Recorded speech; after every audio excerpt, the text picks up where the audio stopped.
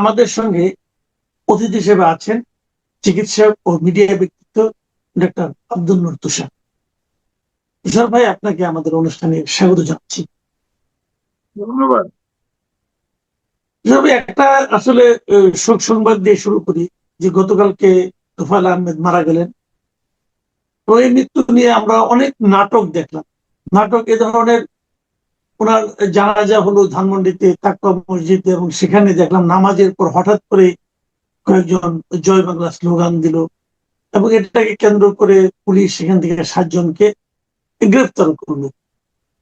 আবার এর বিপরীতে আমরা দেখলাম সোশ্যাল মিডিয়ায় ওনার এই মৃত্যু সংবাদ যখন নাকি দেওয়া হলো, সেই মৃত্যু সংবাদকে কেন্দ্র করে এমন এমন কিছু কথা যেগুলি নাকি আপনার মানে ভাবা যায় না, অশ্লীল কথাবার্তা, হা হা রিয়ে, হ্যাঁ, এই ধরনের কিন্তু আমরা অনেক কিছু দেখলাম।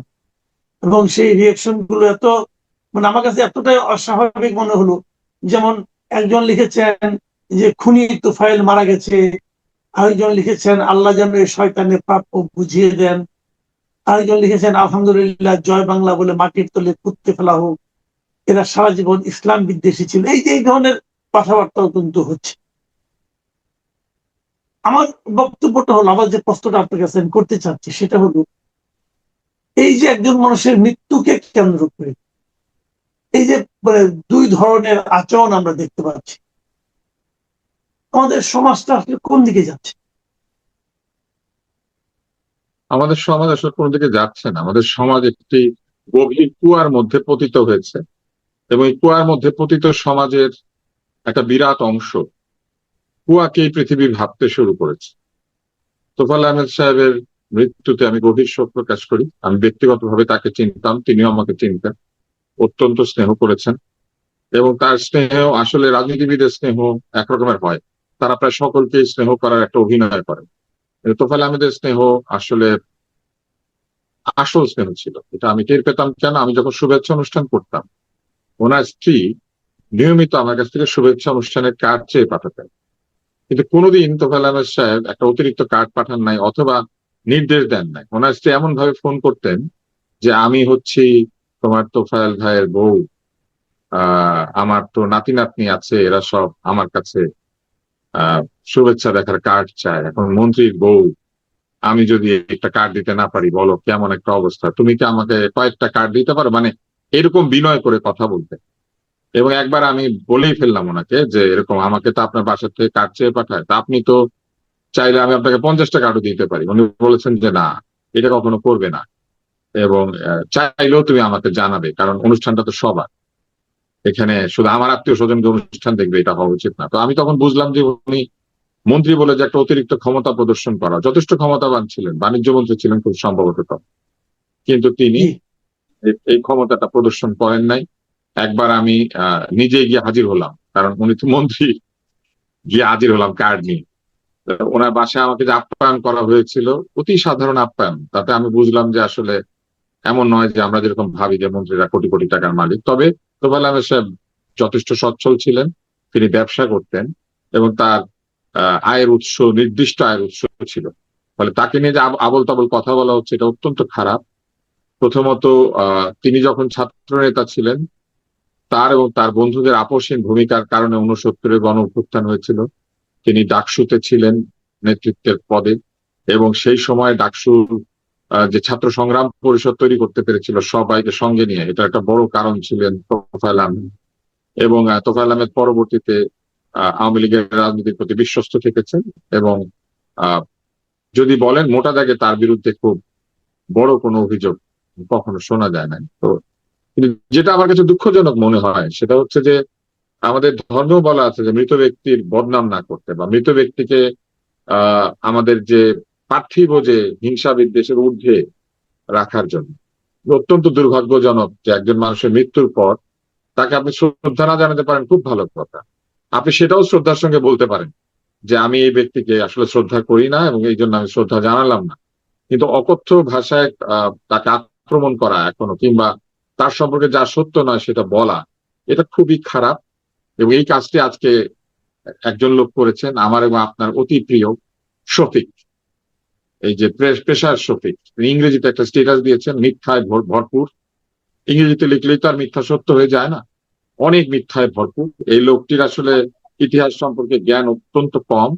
তার লেখাপড়া নিয়ে মানে লেখাপড়া বলতে আমি তার একাডেমিক ডিগ্রি নিয়ে প্রশ্ন করছি না, কিন্তু ইতিহাস ভূগোল সম্পর্কে তার যে ধ্যান ধারণা, এটা অত্যন্ত প্রাগৈতিহাসিক। প্রাইভেট ইউনিভার্সিটিতে পড়াশোনা করেছেন বলে এটা ভাবার কোনো কারণ নাই যে তিনি অত্যন্ত বিদ্যাদিগজ পণ্ডিত হয়েছেন। ইংরেজি ভালো শিখলেই ভালো পণ্ডিত হয় না। অত্যন্ত মিথ্যা কথাবার্তা বলেছেন, এবং যে ধরনের ভাষা তিনি লিখেছেন, আমি শুধু এতটুকু বলতে চাই যে তার যে মহান গুরু ডক্টর মোহাম্মদ ইউনূস সহ আরো যাদেরকে তিনি গুরু পদে বসিয়েছেন, জীবন কাউকে ক্ষমা করে না। জীবনের অবশ্যম্ভাবী পরিণতি হচ্ছে মৃত্যু। ফলে যদি আমার মতো লোকজন বেঁচে থাকে, এবং ইংরেজি জানি যারা আর কি আমরা, উনিও যদি বেঁচে থাকেন, এবং যদি জীবনের নিয়মে এরকম হয় যে তার গুরুরা বয়সের কারণে তার আগে গত হবেন, উনি ইংরেজিতে এমন সব স্ট্যাটাস দেখতে পাবেন যেগুলো উনি সহ্য করতে পারবেন। অসভ্য একটা লোক। এবং এইসব অসভ্যতার কারণে জুলাই বিপ্লব ক্ষতিগ্রস্ত হয়েছে, এবং জুলাই বিপ্লব যে বেয়াদবদের একটা আখড়ায় পরিণত হয়েছিল পরে, এবং এটাকে যে অনেক ক্ষেত্রে বেয়াদবির জন্য দায়ী করা হয়, এই কারণ হচ্ছে শফিক সাহেবের মতো ইংরেজি জানা উদ্ধত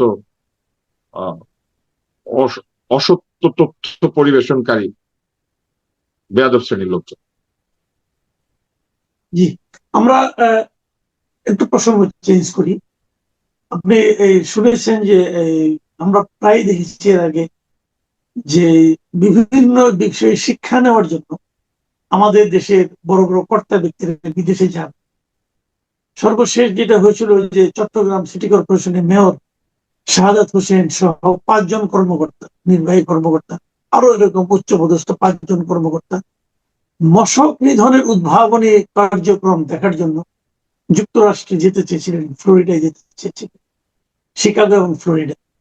তো এই ফাইল যখন প্রধানমন্ত্রীর কাছে এসেছে, প্রধানমন্ত্রী লিখেছেন, বলেছেন যে মশা নিধন শেখা বা দেখার জন্য যুক্তরাষ্ট্রের ফ্লোরিডায় যাওয়ার দরকার নেই, দেশেই সন্ধ্যার পর কোনো ডোবার পাশে অবস্থান করলে মশা নিধনের উদ্ভাবনী পদ্ধতি বের করা সম্ভব। কি বলবেন? প্রথমত আমি প্রধানমন্ত্রীকে ধন্যবাদ জানাতে চাই, তাকে মোবারকবাদ জানাতে চাই যে তিনি কি সত্য কথা অত্যন্ত হাস্যোচ্ছলে লিখে দিয়েছেন, এবং এটাই সত্য। মশক নিধনের উদ্ভাবনী ক্ষমতা শেখার জন্য যদি কেউ জানো, সেটি মেয়র সাহেবের হওয়া উচিত না, এবং মেয়রের সাথে যারা উচ্চপদস্থ কর্মকর্তারা যাচ্ছেন তাদেরও হওয়া উচিত না। এটা শিখতে চাইলে, যদি আসলেই কারো শিক্ষা দরকার হয়ে থাকে, তাহলে প্রধান স্বাস্থ্য কর্মকর্তা অথবা প্রধান মশক নিয়ন্ত্রণের জন্য যিনি দায়ী, এরকম দু একজন কর্মকর্তা চাইলে যেতেও পারেন। তবে বিষয়টা কি, এই যে মশক নিধনের উদ্ভাবনী কার্যক্রম পরিদর্শনের জন্য ফ্লোরিডা গমনের যে ব্যয়, আপনি লক্ষ্য করলে বা খুঁজলে, আমার ধারণা এটা, আমি ধারণা থেকে বলছি, দেখবেন যেটা ব্যয় বহন করছিল মশার ওষুধ বিক্রিকারী বা মশার অভিনব পদ্ধতিতে মশা মারার পদ্ধতি বিক্রয়কারী কোনো প্রতিষ্ঠান। মানে এরাই এই কাজগুলি করে, ফ্লোরিডাতে নিয়ে যায়, অস্ট্রেলিয়াতে নিয়ে যায়। আপনি নিশ্চয়ই জানেন ফ্লোরিডাতে প্রচুর মশা রয়েছে। এর কারণ হচ্ছে জলবায়ু জনিত কারণ। এই ধরনের সোয়াম্পি ল্যান্ডে, এক ধরনের জলভূমিওয়ালা জায়গাতে অবশ্যই মশা হবে, যেটা আমাদের মতো বাংলাদেশে মশা কিন্তু থাকবে। মূলত মশা নিয়ন্ত্রণ করা খুবই জরুরি, কিন্তু মশা নিয়ন্ত্রণ শেখার জন্য মেয়র সাহেব যাবেন, এটা আসলে কোনোভাবে উচিত না। এটা সঠিক সিদ্ধান্ত ছিল না। এবং তিনি যে এটা এত চমৎকার হাস্যরসিত ভাষায় লিখেছেন যে ডোবার পাশে কয়েক ঘন্টা থাকলে এটা উদ্ভাবনী ক্ষমতা চলে আসে, এটা আসলে সত্য।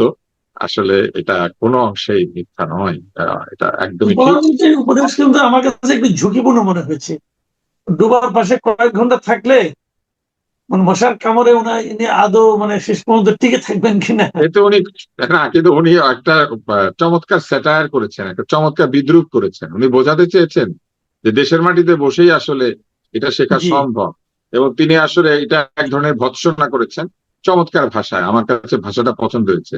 এতই যদি শিখতে হয় ফ্লোরিডার ডোবা কেন, দেশের ডোবার পাশে থাকো, থেকে দেখো যে উদ্ভাবনী ক্ষমতা কতটুকু বের হয়ে আসে। তবে এই কাজগুলি সাধারণত ভেন্ডাররা করে থাকেন, এবং জানেন নিশ্চয়ই যে আমাদের এখানে এই ভেন্ডাররা সাপ্লাইয়ের সঙ্গে সঙ্গে এই বিদেশ ভ্রমণের একটা ব্যবস্থা রাখেন। এই কাজটি আমাদের আমলাতন্ত্র করেছেন। সকল প্রকল্পে বিদেশ ভ্রমণ থাকে, বিদেশে ট্রেনিং থাকে, এবং এই ট্রেনিং বিক্রি করা এবং এই উচ্চতর জ্ঞান অর্জনের জন্য বিদেশে ভ্রমণ, এটাকে এমন ভাবে তারা নিয়মে পরিণত করেছেন যে সকল প্রকল্পে এটার জন্য বাজেট থাকে, এবং বিগত সরকারের সময় একটা নির্দেশ জারি করা হয়েছিল যে সরকারি খরচে এটা করা যাবে না। সরকারি খরচে তারা এটা করেন না, তারা বেসরকারি খরচে সাধারণত গিয়ে থাকেন, এবং এই বেসরকারি খরচে এই অকারণে ভ্রমণ যে এক ধরনের উৎকোচ টাইপের বিষয়, এটাকে আবার তারা মনে করেন না। তারা মনে করেন যে এটা তারা শিখেছেন। এখন একটা বিষয় খুবই অদ্ভুত, যারা খিচুড়ি রান্নার প্রশিক্ষণ নিতে ভারত যেতে চেয়েছিলেন, জীবনে এসে কি তারা খিচুড়ি রান্না করতেন? করতেন না। এমনকি খিচুড়ি রান্না শেখানো ক্লাসও নিতেন। সেরকমই মশক নিধনের জন্য যারা ওখানে যেতে চাচ্ছিলেন উদ্ভাবনী ক্ষমতা দেখার জন্য, তারাও ফিরে এসে কোনোদিনই এই মশা নিয়ন্ত্রণে নিজেরা যোগ দিতেন। অতএব এইগুলি যে একটা আসলে বিদেশ ভ্রমণের অজুহাত খুঁজে বের করা, এগুলো তো আমরা বুঝি আসে, এগুলি বন্ধ হওয়া উচিত। যদি ট্রেনিং এ দিতে হয়, ওইখানকার উদ্ভাবনী ক্ষমতা ভালো করে ভিডিও করে নিয়ে এসে এখানে ইজিলি দেখানো যায়। এমনকি এত জুম হয়, এত এত ইন্টারনেটে এত লাইভ হয়, এই কাজ ইন্টারনেটেই করা সম্ভব। এটার জন্য ফ্লোরিডা গিয়ে হাতে কলমে মশা মেরে, কে জানে কিছুদিন পরে মশার একটা ব্যাট আছে না, আপনি দেখেছেন না, এক ধরনের ব্যাট পাওয়া যায়, এই ব্যাট ব্যবহার শেখার জন্য তারা কেউ কেউ চীনে যাবেন কিনা, কিংবা ধরেন না, মশারি। মাঝখানে কিন্তু একবার আমরা দেখেছিলাম যে লিফট চালানো শেখার জন্য বিদেশ যাওয়ার একটা প্রক্রিয়া। হ্যাঁ, লিফট চালানো শেখার জন্য এর আগেও গিয়েছে, অতীতেও গিয়েছে, ভবিষ্যতেও যাবেন। আমাদের এখানে একটা খুব দামি লিফটের কোম্পানি ছিল, শিনলার লিফট। এটা লাগালেই তারা তাদেরকে নিয়ে যেতেন এমন এক দেশে, যে দেশে সাধারণত আসলে মানুষ খুব একটা যায় না, কারণ এই শিনলার ইউরোপে তৈরি হয়। এই শিনলার লিফট দেখার জন্য যে কত লোক বিদেশে গিয়েছেন, এইটা হিসাব করলে দেখা যাবে যে এত লোক ওই লিফটে চড়েন নাই। জি, আমরা আজকে বেশি বড় করবো না, আমরা একটা অন্য একটা প্রসঙ্গে যাচ্ছি। এই প্রসঙ্গটা আমার কাছে খুবই মানে মানে খুবই ইন্টারেস্টিং মনে হয়েছে। পটুয়াখালী বাউফলের যিনি সংসদ সদস্য মিস্টার শফিকুল ইসলাম মাসুদ, উনি জামাত ইসলামের সংসদ সদস্য, তার একটা বক্তব্য বেশ ভাইরাল হয়েছে কাল। উনি বলেছেন যে উনি 2 ঘন্টার মধ্যে ওসিকে চেয়ার থেকে, আমি হুবহু পড়ে শোনাই বক্তব্যটা। উনি বলেছেন 2 ঘন্টার মধ্যে ওসিকে চেয়ার থেকে সরিয়েছি, 2 ঘন্টার মধ্যে সেনাবাহিনীর মেজরকে চেঞ্জ করেছি এখান থেকে। অনেকে বলে ভোটে এমপি হইছেন, আমি বলি খালি ভোটে এমপি হই নাই, পাওয়ারেও এমপি হইছি, আমাকে পাওয়ার দেখাইতে আসবেন না। আমার প্রশ্ন হলো, এমপির কাজ কি কাউকে সরিয়ে দেওয়া অথবা তার ইখতিয়ারের মধ্যে এটা পড়ে? আর দ্বিতীয় যে প্রশ্নটা, যেটা খুব মারাত্মক প্রশ্ন আমি মনে করি, যে উনি ভোটে এমপি হন নাই, খেলে পাওয়ারে এমপি হয়েছেন, তো পাওয়ারে কিভাবে এমপি হওয়া যায়? প্রথমত, এমপি যদি অসহযোগিতার শিকার হন স্থানীয় প্রশাসনের কাছ থেকে, তাহলে এমপি অভিযোগ করতে পারেন যে এই ভদ্রলোক আমাকে সহযোগিতা করছে না। অতএব তাকে যদি অন্যত্র সম্মানজনক পদে পদায়ন করা হয় এবং একজন সহযোগিতা করেন এমন ব্যক্তি আসেন, তাহলে তিনি একটা অনুরোধ জানাতেই পারেন, এতে কোনো অসুবিধা নাই। কিন্তু অবশ্যই সে অনুরোধের পেছনে যৌক্তিক কারণ থাকতে হবে। মানে এমপি সাহেব ধরেন দুর্নীতি করতে চায়, এলাকার প্রশাসক তাকে বাধা দিচ্ছে, এরকম ক্ষেত্রে তো এটা মানা উচিত। সেক্ষেত্রে এমপি সাহেবদের অনুরোধ পেলেও প্রশাসনের উচিত তদন্ত করা, এবং তদন্ত করে দেখা যে ওই ব্যক্তির আসলেই অসহযোগিতামূলক কর্মকাণ্ড আছে কিনা। যদি না থাকে তাহলে তাকে সরানোর কোনো কারণ নাই। তবে বাংলাদেশে এটা হয়, এমপি সাহেবরা ধমক ধমক দিয়ে, হুজ্জত করে, অথবা এলাকাতে অশান্তি তৈরি করে, ধরেন তারা অনেক সময় এমনও করেন যে অনিরাপত্তামূলক একটি অবস্থা তৈরি করেন যেখানে সরকারি কর্মকর্তা কাজ করতে পারবে না। এরকম করেও অনেক সময়, বা গন্ডগোলের অবস্থা তৈরি করে অনেককে অপসারণে বা সরিয়ে দিতে বাধ্য করেন। কিন্তু উনি যে পরের কথাটা বলেছেন, এটা অত্যন্ত খারাপ কথা। পাওয়ারে এমপি কি জিনিস? এমপি হওয়া তো কোনো পাওয়ার পাওয়া না। উনি নিজেকে ক্ষমতাবান ভাবছেন কিভাবে? ওনারা না যে দলটা করেন না, সেই দলের যে আদর্শ ঐতিহ্য আছে, সেগুলো কোনটা আসলে তারা মূলত হৃদয়ে ধারণ করেন। পাওয়ার ওনাদের দলের নীতি অনুযায়ী এবং ইসলামের নিয়ম অনুযায়ী পাওয়ারফুল আল্লাহ ছাড়া কেউ না। অতএব উনি কোত্থেকে পাওয়ার পাইছে? উনি যে বলে উনি পাওয়ার পাইছে, উনি তো আসলে পাওয়ার পায় নাই। সব পাওয়ার তো বিলংস টু দ্য অলমাইটি, ওনার দলের নিয়ম অনুযায়ী। আর ওনার নিজের দল তো পাওয়ারে যায় নাই, ওনার দল তো বিরোধী দলে। তো উনি কোথা থেকে পাওয়ার পেয়েছে? ওনার দল তো একটা বিরোধী দল, এবং সেই বিরোধী দল আবার এমন বিরোধী দল যে বিরোধী দলের কোনো আগামাথা নাই। মানে সাথে নিয়েছে এনসিপি কে, বলে ইসলাম কায়েম করবে, সাথে নিয়েছে যাদেরকে তারা ইসলামের ধারে কাছে নাই। তো এইসব করা যে এমপি সাহেব যখন বলে যে পাওয়ারেও এমপি হয়েছি, এটা আসলে ঔদ্ধত্যমূলক কথাবার্তা। এগুলোর জন্য আমার মনে হয় যে ভবিষ্যতে আসলে আসল চেহারাটা বের হয়ে যাচ্ছে তো এইসব এমপিদেরকে এবং তাদের দলে। এতে তাদের ক্ষতি হবে, অসুবিধা নাই, ওনারা বেশি বেশি কথা বলা দরকার। এরকম এমপিরা বেশি কথা বললে মানুষের বেশ একটা উপকার হয়।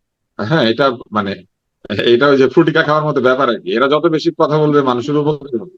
তারা বুঝতে পারবে যে কি ধরনের এমপি তারা বানিয়েছে, এবং এইসব লোককে এমপি বানানো যে উচিত হয় নাই আসলে, এটা মানুষ টের পেয়ে যাবে। জি, অনেক ধন্যবাদ।